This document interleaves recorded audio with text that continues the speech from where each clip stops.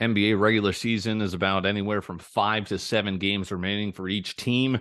Let's play a little pretender or contender going through the playoff teams. West is still pretty much wide open. East a little bit more solidified. We'll start in the East. Bulls, pretender. I've been telling you this for the last 3 years. Nice what they're doing with Pat Bev. And hey, that's the beauty of the play-in game is it gives your fans an excuse to buy tickets to a playoff game. Buy a ticket, get excited for one more game. It's the play-in. Maybe they do something in that 7 through 10 play-in tournament, but overall, Bulls aren't doing anything. And then again, it's just a matter of when are they going to ship off DeMar, Levine. The core is aging. It's getting it's deteriorating. Before you were a first round exit. Now you might not even get into the actual thing. You're a 10 seed. You're literally the last chance getting in one of the easier leagues to make the playoffs. Okay, at least you'll get excited for one postseason game. You guys are pretenders. Raptors. Now you guys are going to make fun of me. Hopeful contenders. I took a feature on them. They were terrible. Looked like they were going to miss the play-in game. Now it looks like they're going to be 7-8. They're going to battle with Miami. They're getting hot at the right time. Does that even mean they can do anything in the first round, let alone the second? I don't know. But Nick Nurse has won a title. Scotty Barnes is nice. Fred VanVleet's okay, solid, like just kind of the tier below an all-star. They may, it's going to be tough. They're going to have to face the Celtics. I don't know. But as a holder of their ticket as well to win the Eastern Conference, which pretty much looks like dog poop, they're a hopeful contender for me. Hawks, who knows? This was an Eastern Conference finalist 2 years ago when they upset the Sixers when Ben Simmons didn't want to shoot a layup. Can they get back there? Trae Young's horrible to watch. It's like James Harden, but worse. He just kicks out his legs, shoots free throws, doesn't shoot he's having a brutal shooting percentage year. But they're there. Hawks are hanging out. I love watching DeJounte Murray play. That's been a nice addition, but it's kind of been the same team. But same team's gotten them as far as the Eastern Conference Finals. Can they do that again, maybe? Looks like they're in the play-in game as well. Heat, again, could give a first-round team trouble. They don't care about the regular season. Jimmy Butler comes out to play in these playoff series. Eric Spoelstra is a championship-winning coach. Team was an Eastern Conference final, an NBA finalist, not even a couple of years back. I know that was the bubble, but, never count out Miami when it comes postseason time. Cavs, love what Donovan Mitchell's doing, how great things happen when Rudy Gobert moves out of your way and he's not clogging up the paint. Cavs are a real fun team to watch. Mobley, Garland, young team, led by Mitchell, who's having a career year, and they're just a year away. They're a year away. There's still too many there's too many guarding members of the East. You've got Giannis, who's won a championship. You got the 76ers, who have always been right there, and you've got the Celtics, who obviously are defending the East. Cavs are going to be nice for years to come. 4 or 5 matchup. Maybe they get to the second round. Maybe they win a couple games in that second round. Who knows? Maybe they make a conference final. But I just think they're a year away. Mobley, I think, is going to be a dominant force for years to come. And the team and franchise will be, so good for them. They obviously lived through championships with LeBron leaving twice. But now they've got obviously a new team and a new guy to root for leading them. But Mitchell's having like the greatest years since LeBron. Like he's incredible right now. Knicks, pretender. Tom Thibodeau loves the regular season, and his guys are always burnt out by it. They're probably going to lose to the Cavs in the first round. Maybe they beat the Cavs. They're not doing anything in the second round. RJ Barrett's a nice piece, but that's about it. He's not a franchise changer. Brunson's been great. I was probably wrong on that. I thought Brunson would not be a great addition. I thought the Knicks would find a way to mess it up. The Mecca's going up, at least for now, and that team. It's great when the Knicks are playing well. I just am not a believer in it. I think that they're a regular season darlings, and I'm like the Vikings were. You name it. The Jazz always are. You can get game planned out of a series quickly when you have Tom Thibodeau as your head coach. And then lastly, let's talk about the Nets are pretenders. Celtics. What, new coach? First year to ever do it. That's why I was a little bit skeptical about Texas, and they just lost to Miami pretty bad after they had the lead at half. I think the Celtics, it's their East to lose, and I think there's a little bit of pressure on them. There's the swirling rumors about Jaylen Brown. He's probably going to end up leaving the team, and maybe that dynasty falls apart before it even had a chance to really do anything. This feels like maybe it's the last year or two that they have a chance to do that before you eventually have to make some hard financial and roster decisions. And I think that, I think the Celtics just unfortunately took a little bit of step back. They got older. Horford's a year older. Tatum and Brown, again, is there possible turmoil there with the franchise? Danny Ainge is gone. Look what he's done with Utah so far. I'll go pretenders for Celtics. Bucks contenders, former champs. Last year they didn't have Middleton. Middleton's back. They're number one in the East.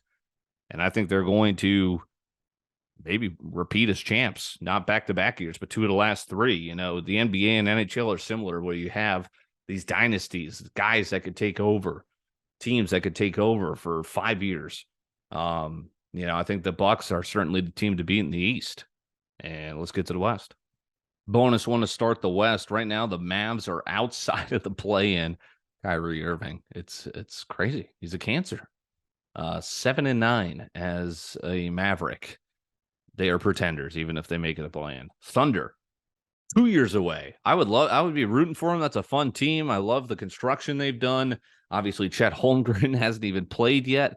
The Thunder are going to be, I think, one of those teams that are going to be, the upper echelon of their conference for years to come, but maybe a year, maybe 2 away. Lakers, pretenders. LeBron, I'm sorry, it might be over. Dare I say it?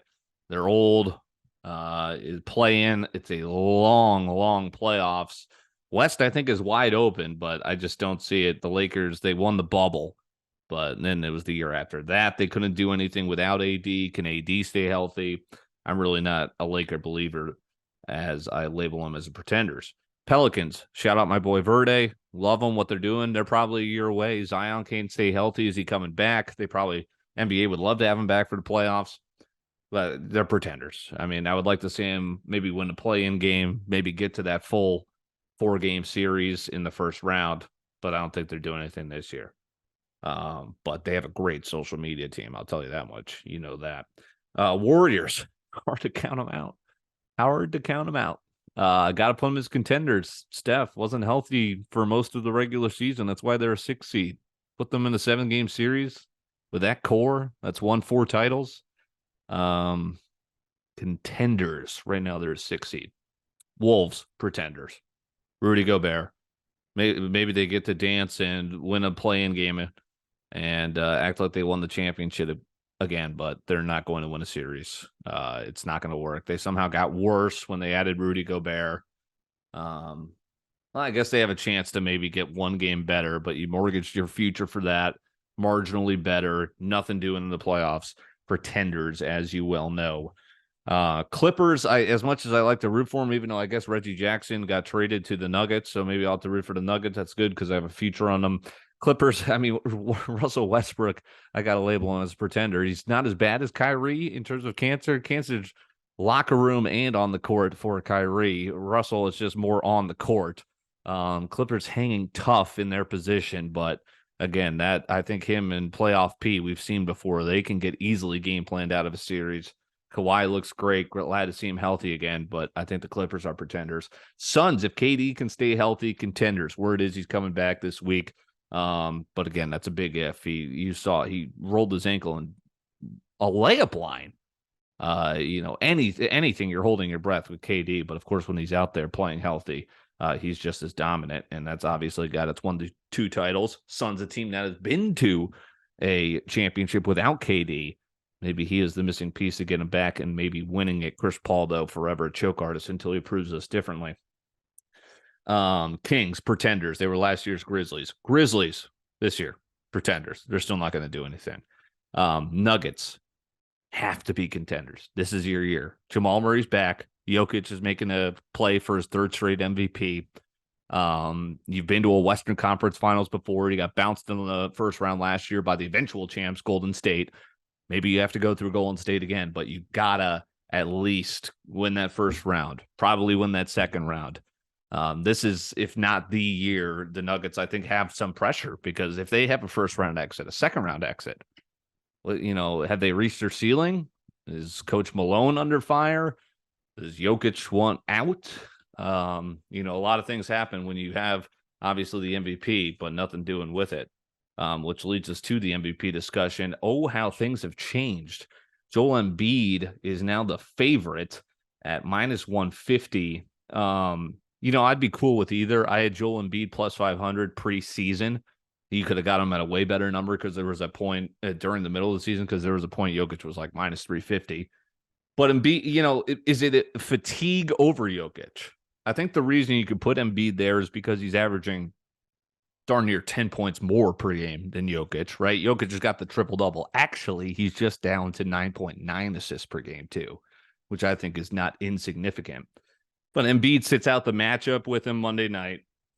He's only played 61. He's probably going to play 65 of the 82, But again, that's basically par for the course now in today's NBA. And he's putting up numbers, points per game, like we haven't seen since James Harden when he won the MVP a couple of years back. 33.3 points per game, leading the NBA. Doing it as a big man, right? He's doing it inside and out. He doesn't have the assist ability of Jokic, but, he's making up for it by scoring. I'd be cool seeing it either way. Jokic, I think, certainly has a case. He's arguably one of the most talented players we've seen in the NBA over the last 2 years. It's mesmerizing and super fun getting to watch. But, Embiid certainly is unguardable almost, especially with his height. He's like a more powerful KD, less of a shooter than KD, but still an enigma. And I think Embiid's been around for a couple of years, putting up the numbers that he has. And they're also still not the 1 seed, which the Nuggets and Jokic have. But maybe it's a little Jokic fatigue. I could see it going either way.